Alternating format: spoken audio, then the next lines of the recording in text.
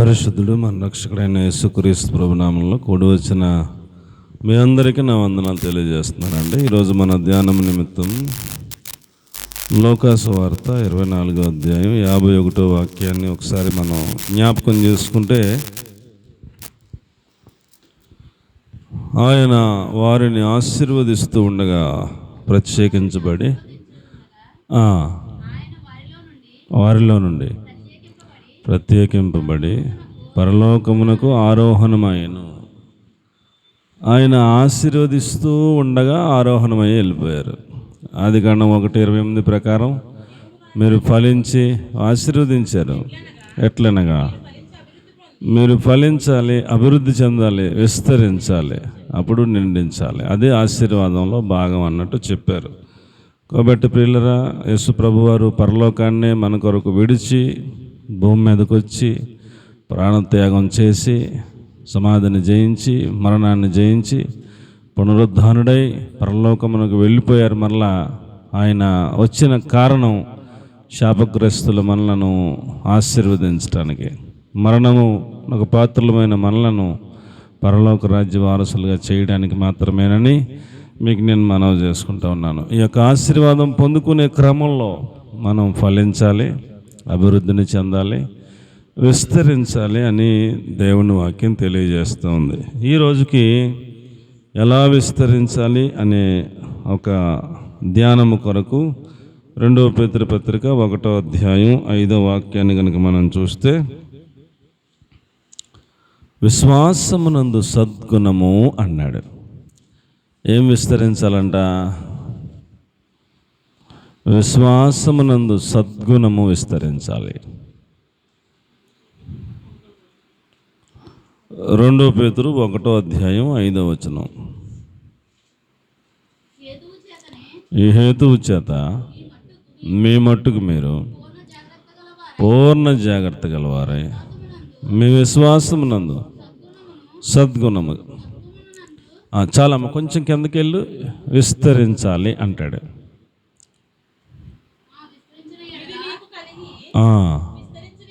చాలా చెప్పారు. చెప్పి ఇవి మీకు విస్తరించాలి అన్నాడు. అందులోని ఒక మాట మనం తీసుకుంటే అన్ని మాటలు ఒకసారి చెప్పలేం కాబట్టి విశ్వాసము, ఆ విశ్వాసములో సద్గుణము విస్తరించాలి అన్నాడు. దేవునికి స్తోత్రం కలుగునుగాక. ప్రియులరా, మనలో విశ్వాసం మొట్టమొదట యేసు ప్రభువారే దేవుడు అనే విశ్వాసంలోకి వస్తాం. ఆయనే నా కొరకు ప్రాణం పెట్టారు, ఆయనే నా కొరకు రక్తం కార్చారు, ఆయన శిలువ మీద బలియాగం అయ్యారు కాబట్టి నాకు పాప క్షమాపణ దొరుకుతుంది, ఆయన తప్ప వేరే నన్ను రక్షించేవారు ఎవరు లేరు అనే ఒక విశ్వాసం హృదయంలో ఎప్పుడైతే వచ్చిందో, పాపాలు ఎప్పుడైతే ఒప్పుకున్నామో, అది రక్షణ పొందే విశ్వాసం. ఏం విశ్వాసం అండి? ఎవరైతే యేసుక్రీస్తు ప్రభువుని నోటితో ఒప్పుకుని హృదయమందు విశ్వసిస్తారో వారు రక్షింపబడతారని రాయబడింది. మనము రక్షణ పొందాం, మొదటి స్టెప్ అది మొదటి విశ్వాసపు స్థాయి. ఆ తర్వాత విశ్వాసం, రక్షణ పొందే విశ్వాసం నుంచి స్వస్థత పొందే విశ్వాసానికి ఎదగాలి, విస్తరించాలి. మనకి ఏదైనా అనారోగ్యం వచ్చింది, మనకి ఏదైనా అస్వస్థత కలిగింది, కొంచెం నీరసం అయింది, బెంబెలెత్తిపోయి అల్లిపోయి అలాగా మాకేమీ ఆధారం లేదు అన్నట్టుగా కాకుండా, మా దేవుడు మాకున్నాడు, మా దేవుడు స్వస్థపరచగల సమర్థుడు అనే విశ్వాసం కలిగి ప్రార్థన చేసుకోవాలి. మనం ప్రార్థన చేసుకోవాలి, దైవ సేవకుల చేత ప్రార్థన చేయించుకోవాలి. విశ్వాసంతో ఉంటే తప్పనిసరిగా స్వస్థత 4 రోజులు ఆలస్యం అవ్వచ్చు, 1 వారం ఆలస్యం అవ్వచ్చు, ఖచ్చితంగా స్వస్థత వస్తుంది. ఆ విశ్వాసం ఉండాలి, స్వస్థత పొందే విశ్వాసం అది అండి. చాలామంది యేసుప్రభు దగ్గరికి వచ్చేవారు, వచ్చి అయ్యా నా పరిస్థితి ఇది, నాకు కళ్ళు దయచేయి ప్రభువా అని అడిగితే, నేను నీకు కళ్ళు ఇవ్వగలను నమ్ముతున్నావా అంటాడు ఆయన. అయ్యా నమ్ముతున్నానయ్యా అంటే అప్పుడు ఆయన కళ్ళు ముట్టి స్వస్థపరుస్తారు, అతని కళ్ళు కనపడతాయి. నీ విశ్వాసమే నిన్ను స్వస్థపరిచింది, వెళ్ళిపో అంటాడు. అలాగే మనం చూస్తే చాలా సందర్భాల్లో ఆయన ఎంతమందిని స్వస్థపరిచినా ఎన్ని కార్యాలు చేసినా ఆయన మాట్లాడే ఆఖరి మాట, నీ విశ్వాసమే నిన్ను స్వస్థపరిచింది, సమాధానం గలదానమై పొమ్ము అంటాడు ఆయన. కాబట్టి మనకు విశ్వాసం లేకపోతే ప్రభు కార్యాన్ని చెయ్యరు అనేది స్పష్టం. మనం రక్షణ పొందే విశ్వాసంలోకి వచ్చాం, మంచిది, రక్షింపబడ్డాం. మరి ఏదైనా అనారోగ్యం వచ్చినప్పుడు స్వస్థత పొందే విశ్వాసం కూడా మనం ఎదగాలి. ఎటువంటి దాన్నైనా దేవుడు స్వస్థపరచగలడు, ఎటువంటి అనారోగ్యాన్నైనా స్వస్థపరచగలడు అనే ఒక విశ్వాసం, నమ్మకం, ఒక అచంచలమైన దేవుని పైన ఒక విశ్వాసం మనకు ఉండాలి. ఒక ఆయన అంటాడు, ఎవరు పొద్దున్నే ఇందులో విషం ఉంటుందండి, జర్రి కుట్టేసింది అంటారు కదా, విషం ఉంటుందండి, ఇదంతా కుళ్ళిపోద్దండి అన్నాడు పొద్దున్నే. ఇదంతా కుళ్ళిపోద్దండి, తొందరగా వెళ్ళండి, ఆసుపత్రికి వెళ్ళండి. సరే, నిజంగా కుళ్ళిపోద్దా? ఆయన అలాగే అన్నాడు అంతే. భయపడిపోతామా? భయపడం. ఎందుకు భయపడతాం? మన ప్రభువు మనకు ఉండగా మనకేమీ అపాయం రాదు. తర్వాత నాకు తెలిసిన డాక్టర్ గారికి ఫోన్ చేశాను, ఒక 5 రోజులు కోర్సు ఉంటుంది, వాడితే సరిపోద్ది నాన్న, ఏం కాదన్నారు. ఏం కాదు, 4 రోజులు అవుతుంది. ఆ నొప్పి కాదు, వాపు నొప్పి తగ్గింది, వాపు తగ్గల, స్వెల్లింగ్ తగ్గట్లేదు. దానికి ఎవలోకలు ఏదో భయపెడుతుంటారు. అంత భయపడాల్సిన పనేమీ లేదు. మన ప్రభు మనకు ఉన్నాడు, ఆయన స్వస్థపరచగలడు. ఎటువంటి పెద్ద పెద్ద వ్యాధులే స్వస్థపరుస్తున్నాడు ఆయన. వైద్యులు మా వల్ల కాదన్న పరిస్థితులే మోకాళ్ళు వేసి ప్రార్థన చేస్తే విడుదల కలుగుతూ ఉంది, అద్భుతాలు కలుగుతూ ఉన్నాయి. మనం విశ్వాసంలో పెరగాలి, విస్తరించాలి, విశ్వాసంలో స్వస్థత పొందే విశ్వాసంలోకి రావాలి. విశ్వాసమునందు సద్గుణము అన్నాడు. సద్గుణము అని తెలుగులో ట్రాన్స్లేషన్ చేశారు. ఇంగ్లీష్లో విర్టస్ అనేదో ఉంది, అది గుర్తురాలేదు నాకు. దాని గురించి నేను కొంచెం వెతికితే ప్రభావము అని కనపడింది. విశ్వాసము, మనం దేవుని పైన ఉంచిన విశ్వాసం ప్రభావంగా విడుదలవ్వాలి. ఎలా విడుదలవ్వాలండి? ప్రభావముగా విడుదలవ్వాలి. 12 ఏళ్ళ నుంచి రక్తస్రావ రోగము చేత బాధపడుతుందంత ఆవిడ దగ్గర ఉన్న డబ్బులన్నీ అయిపోయినాయంట. వైద్యులు అందరి దగ్గరికి వెళ్ళారంట, అందరూ రాసిన మందులన్నీ వేసుకున్నారంట. ఇంకా డబ్బులు లేవు కాబట్టి ఇంకా ఆశలు పోయినాయి.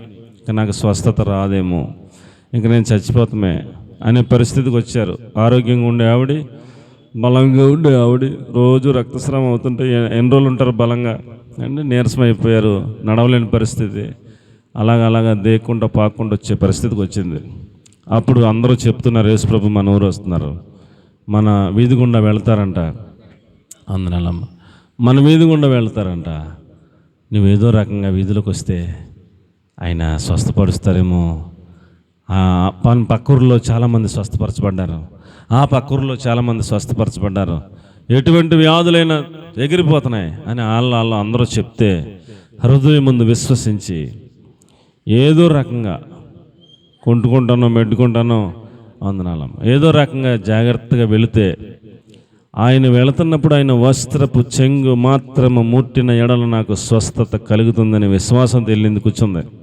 ఆయన వస్తూ ఉన్నాడు, ఆయన వెళ్ళిపోతూ ఉంటే ఆయన వస్త్రపు చెంగు అలా పట్టుకోగానే ప్రభావము ఆయనలో నుంచి వెడలి ఆమెను స్వస్థపరిచేసిందంట. వెంటనే ఆమె రక్త దార కట్టెను అని రాయబడింది. ముట్టేశారు, అయిపోయింది, స్వస్థ అయిపోయింది. యేసుప్రభు వెళ్ళిపోయి ఆగిపోయి అంటారు, నన్ను ఎవరో ముట్టారు, నాలో నుంచి ప్రభావము బయలువెడలింది అన్నాడు ఆయన. శిష్యులందరూ అన్నారు, నీ చుట్టూ ఎప్పుడు చూసినా కొన్ని 100 మంది ఉంటారు, మీదడతా ఉంటారు, ఆయన పట్టుకుంటే చాలు స్వస్థత వస్తుందని మీద పడి వాళ్ళు పడతా ఉంటారు, పట్టుకుని ఉంటారు. ఇదేదో మళ్ళీ ప్రత్యేకంగా నన్ను ఎవరో ముట్టారని అంటబెట్టి, ఇది సహజం, అందరూ మీదడుతుంటారు, పట్టుకుంటూ ఉంటారు, అలాగే మాట్లాడతా పెట్టి ప్రభు అని వాళ్ళకి అర్థం కాక అడిగితే, లేదు నన్ను ఎవరో ముట్టారు, నాలో నుంచి ప్రభావం బయలువెడలిపోయింది అన్నప్పుడు ఇంకా ఆవిడకి అర్థమైపోయింది, నేను దాక్కుంటే పని అవదో అని స్లోగా లేచి, అయ్యా నేనే ముట్టుకున్నానయ్యా, విశ్వాసంతో వచ్చానయ్యా, వచ్చేటప్పుడు దేక్కుంటా ఏదో తిప్పలబడి వచ్చానయ్యా, నీ వస్త్రపు చెంగు ముడితే చాలని విశ్వాసంతో వచ్చానయ్యా, ముట్టుకోగానే నా రక్తధార కట్టడిందయ్యా, నాకు స్వస్థత వచ్చిందయ్యా, స్తోత్రం ప్రభువా అని అందరి ఎదుట సాక్ష్యం చెప్పింది. ఆ ప్రభావం ఆయనలో నుంచి బయలు వెళ్ళింది. స్వస్థపరచబడిన అందరికీ తెలియటం ద్వారా అనేక మంది విశ్వసించారు. అనేక మంది యేసు ప్రభు యందు నమ్మకంలోకి వచ్చారు, విశ్వాసంలోకి వచ్చారు. ఇలాంటి అద్భుత కార్యాలు ఈయన చేస్తాడా అనే ఒక గొప్ప సాక్ష్యాన్ని ఆమె ద్వారా మనం వింటూ ఉంటాం. కాబట్టి ప్రియులరా, మనం ఎంతకాలం చర్చకు వచ్చినా రక్షణ పొందే విశ్వాసంలోకి రావట్లేదు అండి.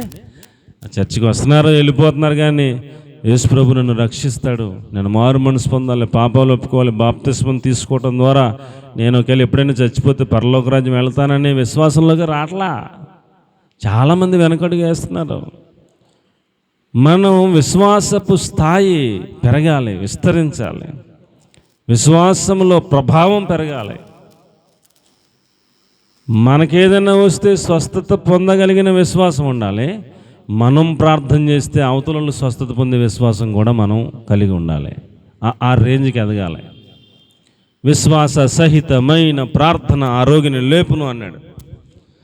మీకు ఏదైనా అనారోగ్యంగా ఉంటే పెద్దలను పిలుచుకోండి అని వాక్యంలో రాయబడింది. పెద్దలు అంటే పాస్టర్ గారిని పిలుచుకోమన్నారు. పాస్టర్ గారు వస్తారు, వచ్చి తైలం అడుగుతారు, తీసుకున్నాక ప్రార్థన చేసి ఆ తైలం రాసి విశ్వాసంతో ప్రార్థన చేస్తారు. ప్రభువా, నీ నామంలో ప్రార్థన చేస్తే స్వస్థపరుస్తానని చెప్పావు, విశ్వాస సహితమైన ప్రార్థన రోగిని లేపునని చెప్పావు, యేసు నామంలో స్వస్థత కలుగును కాకని ఆయన ఏం అనుమానం లేకుండా ప్రార్థన చేస్తాడు. ప్రార్థన అయిపోతే వెళ్ళిపోతాడు ఆయన. ఆ ప్రార్థన ఆమెను స్వస్థపరుస్తుంది, లేకపోతే అతన్ని స్వస్థపరుస్తుంది. మనం మనకేదన్నా వస్తే స్వస్థత పొందే విశ్వాసం వరకు ఎదగటమే మాత్రమే కాదు, మనం ప్రార్థన చేస్తే ఇతరులకు కూడా స్వస్థత వచ్చే అంత రేంజ్కి మనం విశ్వాసంలో ఎదగాలి. ప్రభావాన్ని విడుదల చేసేటువంటి వ్యక్తులుగా మారాలి. ఎంతసేపు మరి ఏదో వస్తున్నామండి, 2 మాటలు వింటున్నామండి, మరి వెళ్ళిపోతున్నామండి, ఇంకా పాపం వదిలిపెట్టలేకపోతున్నామండి, ఇంకెక్కడ ఉన్నామండి అక్కడే ఉన్నామండి, పరిశుద్ధతలోకి రాలేకపోయామండి, మరి ఇంకెప్పుడు వస్తుంది విశ్వాసం? ఎప్పుడు విశ్వాసంలో పెరుగుతాం? రక్షణ పొందే విశ్వాసం, స్వస్థత పొందే విశ్వాసం, స్వస్థపరిచే విశ్వాసం, ఎత్తబడే విశ్వాసం. ఏం విశ్వాసం అండి? గంట సేపు చెప్పే మెసేజ్ ఇది. ఒకసారి రావులపాలెం దగ్గర పిలిస్తే అక్కడ చెప్పాను, ఎత్తబడే విశ్వాసంలోకి రావాలి మనం. ఏ విశ్వాసంలోకి రావాలండి? ఈ క్షణం చచ్చిపోతే నా ప్రభు దగ్గర ఉంటాను అని అస్సలు అనుమానం లేకుండా, సందేహం లేకుండా ఆ విశ్వాసంలోకి వచ్చేయాల.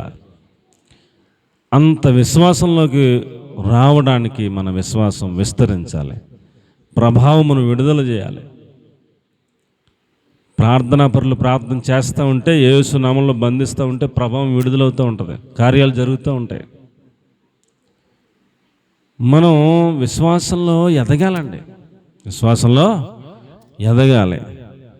రోజు రోజుకి మనం పరిపూర్ణం అయిపోవాలి. ఈ క్షణం చచ్చిపోతే, ప్రతి క్షణం దేవుడు వచ్చేస్తే ఎత్తబడే గుంపులో నేను కూడా ఉంటాను అని అంత పరిపూర్ణతలోకి వచ్చేయాల. ఇంకెక్కడ ఉన్నామంటే మరి ఇంకా ప్రారంభంలోనే ఉన్నానండి, మరి ఇంకా చాలా దూరం వెళ్ళాలండి అన్నట్టుగా కాదు. కాబట్టి ప్రియులరా, విశ్వాసమందు సద్గుణము విస్తరించాలి అన్నాడు. హెబ్రీ పత్రికలో 11వ అధ్యాయం తీయక్కర్లేదు, విశ్వాసము ద్వారా రాజ్యములను జయించారన్నాడు. విశ్వాసం ద్వారా అవతల ఒక రాజ్యం వచ్చేసింది, లేకపోతే 2 రాజ్యాలు వచ్చేసినాయి, 3 రాజ్యాలు వచ్చేసినాయి, యుద్ధం ప్రకటించారు, రండ్రా దమ్ముంటే అంటున్నాడు అవతలాడు. యువతలేమో కొద్దిమందే, కానీ వీళ్ళ దగ్గర టన్నుల కొద్దీ విశ్వాసం ఉంది. ఏముందండి వీళ్ళ దగ్గర? ఏముందండి? విశ్వాసం ఉంది. వాళ్ళేమో కొన్ని లక్షల మంది ఉన్నారు, వీళ్ళేమో కొన్ని వేల మంది ఉన్నారు, కానీ వాళ్ళ దగ్గర విశ్వాసం లేదు. వీళ్ళ దగ్గర ఏముంది? మా దేవుడు బలవంతుడు, వాళ్ళకన్నా బలవంతుడు, మా పక్షంగా మా దేవుడు ఉన్నాడు, మాకు విజయం ఇస్తాడన్న గొప్ప విశ్వాసం వీళ్ళ దగ్గర ఉంది. ప్రార్థన చేసుకున్నారు, ఉపవాసం ఉన్నారు, ప్రభువా అని మొరపెట్టుకున్నారు. నాన్న ఏలండి నేను చూసుకుంటాను అన్నాడు దేవుడు. ఆ మాట తీసుకుని వెళ్ళిపోయారు. ఏమండి, అవతలలో లక్షల మంది ఉన్న ఉరుములు మెరుపులు వచ్చినాయి, వడగళ్ళు పడ్డాయి, మొత్తం అందరూ వాళ్ళే ఏమండి. సగం ఈ దేవుడు కురిపించిన వడగళ్ళ వలన, వాటి వలన, ఇట్ల వలన లొంగిపోయారు. వీళ్ళు మొత్తం జయించుకొచ్చేసారు. అంతే.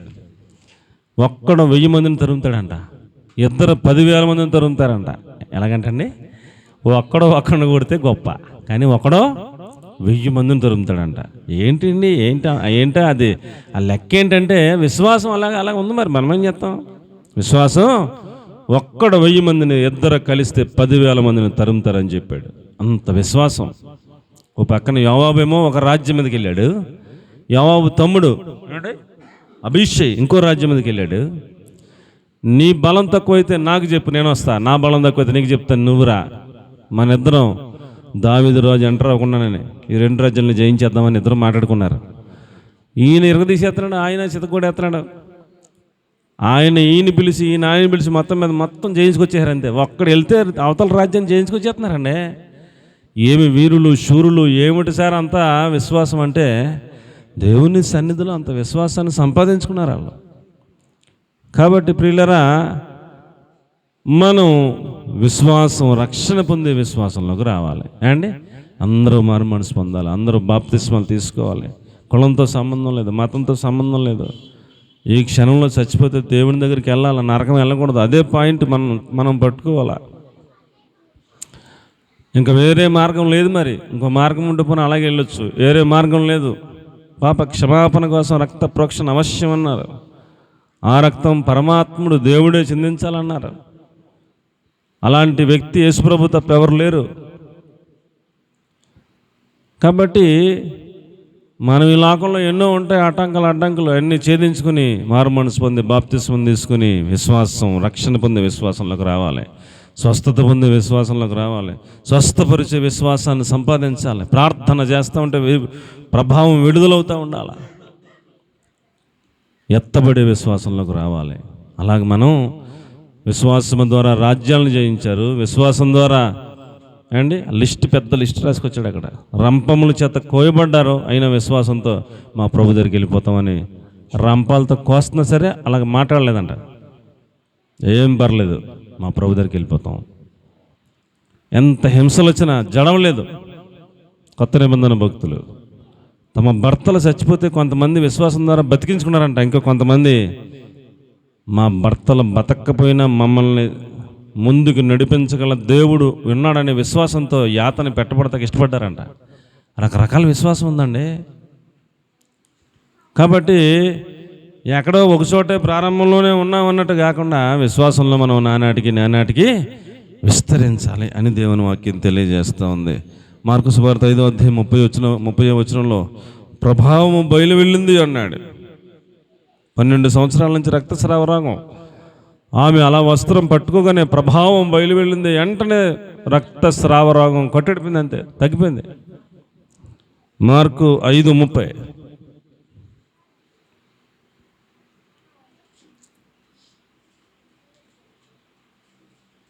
మీరందరూ విశ్వాస వీరులుగా తయారవ్వాలా.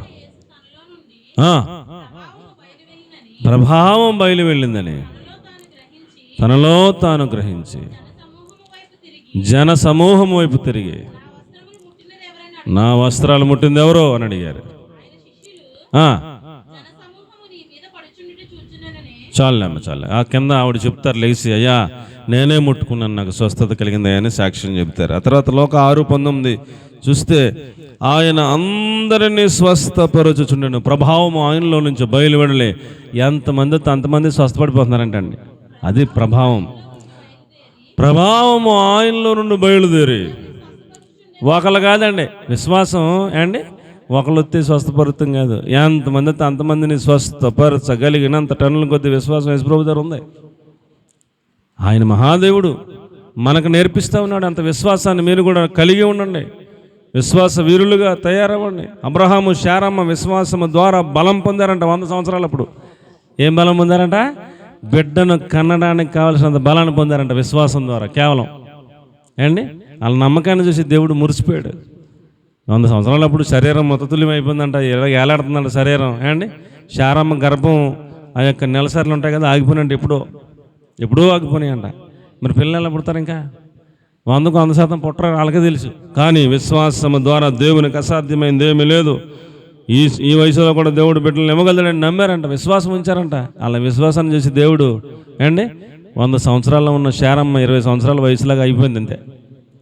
100 సంవత్సరాల్లో ఉన్న అబ్రాహాము 25 ఏళ్ళలాగా 90 సంవత్సరాలు ఉన్న శారమ్మ, 89 ఉన్న శారమ్మ 20 సంవత్సరాల వాళ్ళగా మారిపోయింది అనమాట అండి. హార్మోన్లు రిలీజ్ అయిపోయినాయి లోపల. మన లోపల హార్మోన్స్ ఉంటాయి, అవి దేవుడి చేతిలో ఉంటాయి. ఆయన రిలీజ్ చేసేస్తే రిలీజ్ అయిపోతాయి, శరీరం మారిపోతుంది మొత్తం అంతా. బలం పొందేసుకున్నారు. బెడ్ పుట్టేశాడు అంతే, సంవత్సరం తిరగకుండా. ఆయనకు అసాధ్యమైంది ఏమీ లేదు. విశ్వాసం ఉంచగలిగితే చాలు. విశ్వాసము ద్వారా రాజుగా ఉండటం కంటే దేవుని ప్రజలతో శ్రమ అనుభవించడం మేలను యోచించి మోషే వదిలేసుకున్నాడు రాజ్యాన్ని. శ్రమ అనుభవించడానికి వెళ్ళిపోయాడు. ప్రతిఫలముగా కలగబో బహుమానం దృష్టించాడు విశ్వాసం ద్వారా అన్నాడు. ఇంకా పెద్ద లిస్ట్ రాశాడు అక్కడ. ఏమండి, మనం కూడా విశ్వాసమునందు సద్గుణమును ఏం చేసుకోవాలండి, విస్తరింపజేసుకోవాలని చెప్తున్నాడు. దేవునికి స్తోత్రం కలిగిన గాక. ఎఫెసీ పత్రిక 2వ అధ్యాయం 8వ వచనంలో విశ్వాసము ద్వారా రక్షించబడాలన్నాడు. ఎఫెసీ 2:8 మనము రక్షణ పొందే విశ్వాసంలోకి రావాలా. అందరూ రక్షణ పొందాలి, అందరూ బాప్తిసం తీసుకోవాలి. ఇంకెవరెవరు తీసుకోలేదు, అందరూ తీసుకోవాలా. ఇంక వెనకడుగు వేయకండి, ఇంకా ఆలస్యం చేయకండి, వాయిదాలు వేయకండి. 2:8 కృప చేత రక్షించబడిచున్నారు అన్నాడు. దేవునికి స్తోత్రం కలిగిన గాక. విశ్వాసం ద్వారా రక్షింపబడతా ఉన్నారు అని చెప్పాడు. కాబట్టి ఆయన చేయాల్సింది సిద్ధపరిచేశాడు. ఆయన మందే ఆలస్యం. యుద్ధం జరుగుతూ ఉంది. అమెరికా వాళ్ళు, ఇజ్రాయేల్ వాళ్ళు ఇరాన్ మీద వేస్తుంటే ఇరాన్ వాళ్ళు ఏమో మస్కట్ మీద, కొయిటా మీద, వాళ్ళ మీద, వీళ్ళ మీద వీళ్ళు వేస్తున్నారు. వాళ్ళు వీళ్ళ మీద వేస్తుంటే వీళ్ళు వాళ్ళ మీద వేయాల కదా. వీళ్ళ వాళ్ళ మీద వేస్తే వాళ్ళది ఎక్కడో ఉన్నారు, అంత దూరం వీళ్ళకి కెపాసిటీ వెళ్తలేదు మిసైల్స్. అందుకని ఈ పక్కనే ఉన్న దేశాలు మస్కట్, కువైట్ అండి, ఇంకే ఉన్నాయి కదా, బహ్రెయిన్, అవన్నిటిలోనూ అమెరికా స్థావరాలు, మిలిటరీ స్థావరాలు ఉన్నాయంట. వాటి మీద వేసేస్తున్నాడు మనోడు. వేసేస్తుంటే అక్కడ ఆ దేశాల్లో మన పిల్లలు చాలామంది ఉంటారు కదా, ఇండియా వాళ్ళందరూ ఇలాగ ఉన్నారు. ఏమైపోద్దో ఏంటో అని. కాబట్టి ఎప్పుడు ఏమవుతుందో తెలియదు సార్, ఎప్పుడు ఏమవుతుందో తెలీదు. రక్షణ పొందే విశ్వాసంలోకి రావాలి ఖచ్చితంగా. రక్షింపబడాలి. రక్షింపబడితే ఎప్పుడు ఏమైనా పర్లా ప్రభు దగ్గరికి వెళ్ళిపోతాం. కాబట్టి రక్షణ పొందే విశ్వాసంలోకి రావాలి. ఎఫెసీ 3:16 హృదయంలో యేసు ప్రభు వారు నివసించినట్లుగా మనం విశ్వాసంలో ఎదగాలి. రక్షణ పొందేసాం ఊరుకోవటం కాదు. క్రీస్తు మీ హృదయంలో విశ్వాసము ద్వారా నివసించినట్లుగా మీరు సిద్ధపడాలని చెప్తున్నాడు. నేను మారుమనసు పొందేశాను, బాప్తిసం తీసుకున్నాను, అయిపోయింది అనుకోకూడదు.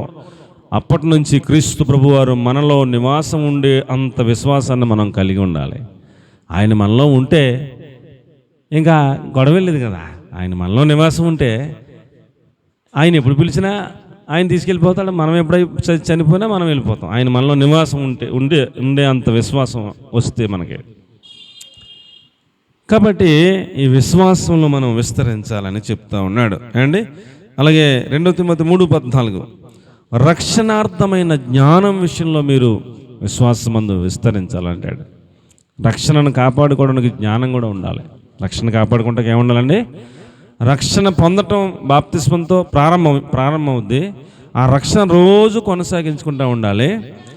ఆ తర్వాత అంత్య దినములలో మనం రక్షించబడతాము. అది పీక్, అది ఆఖరి స్టేజ్. ఈ రక్షణను మనము ఎలా కాపాడుకోవాలో అనే జ్ఞానం మనకు ఉండాలని చెప్తున్నాడు. చదవమ్మా. క్రీస్తు యేసునందు ఉంచవలసిన విశ్వాసము ద్వారా రక్షణార్థమైన జ్ఞానం మనకు కలగాలి. విశ్వాసంలో పెరగాలి, రక్షణార్థమైన జ్ఞానం పెరగాలి. అది విషయం. కాబట్టి మనం నేర్చుకోవాల్సింది చాలా ఉంది. ఎక్కడో ఒక మెట్టెక్కి అక్కడే ఆగిపోయాం, ఇంకా చాలా మెట్లు ఉన్నాయి పైకి ఎక్కడానికి. విశ్వాసమందు మనము ఏమండి రక్షణార్థమైన జ్ఞానమును సంపాదించుకుని అంతగా ఎదగాలంటాడు. ఏమండి ఇంకెక్కువ చెప్పలేను. ఇంకా కొంచెం మనం ముందుకెళ్తే 1 పేతురు 1:5 దేవుని శక్తి చేత కాపాడబడు మీ కొరకు అన్నాడు. మనం కాపాడబడాలి. కాపాడబడే అంత విశ్వాసం మనకు ఉండాలి. 1 పేతురు 1:5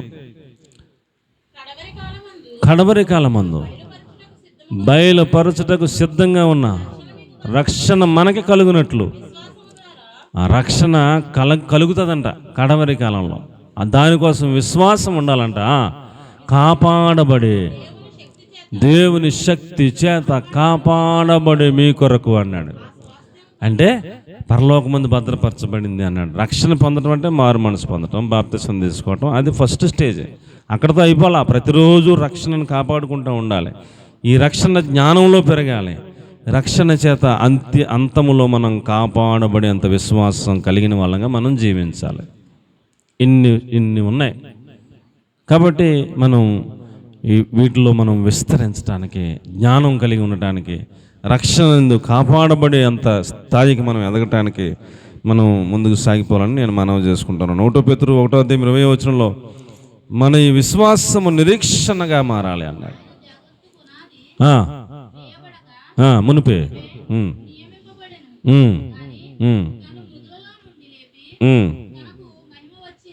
1:20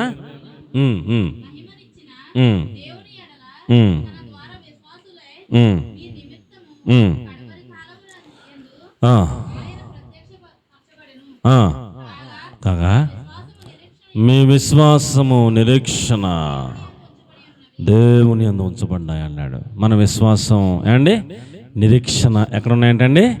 దేవుని యందు ఉంచబడ్డాయి అన్నాడు. కాబట్టి మనం విశ్వాసంలో ఇంకా ఇంకా ఇంకా ఇంకా నిరీక్షణలో దేవుని యందు ఉంచబడింది అనేటువంటి విషయాన్ని తెలుసుకున్న వాళ్ళమై విశ్వాసమునందు సద్గుణము ప్రభావము కలిగిన వాళ్ళంగా మనం ఎదగాలని దేవుని వాక్యం తెలియజేస్తూ ఉంది. కాబట్టి మనం ఉత్తుత్తి భక్తులంగా కాకుండా దేవుని యందు భక్తి కలిగిన వాళ్ళుగా మాత్రం కాక శక్తి కలిగిన వాళ్ళంగా ఉండాలని చెప్పాడు. ఏమండి, వాళ్ళు భక్తి కలిగిన వాళ్ళుగా ఉంటారు కానీ వారు శక్తి లేని వారుగా ఉంటారని అడుగు చోట మన దగ్గర ఏముండాలి? భక్తి ఉండాలి, దేవుని శక్తి ప్రభావం ఉండాలి. అలాగ మనం సిద్ధపడాలని దేవుని వాక్యం తెలియజేస్తూ ఉంది. కాబట్టి మనము విశ్వాసమునందు సద్గుణములో మనం విస్తరించాలని అలాగున పరిశుద్ధాత్మ దేవుడు మనందరినీ సిద్ధపరిచి నడిపించును గాక. ఆమేన్. God bless you.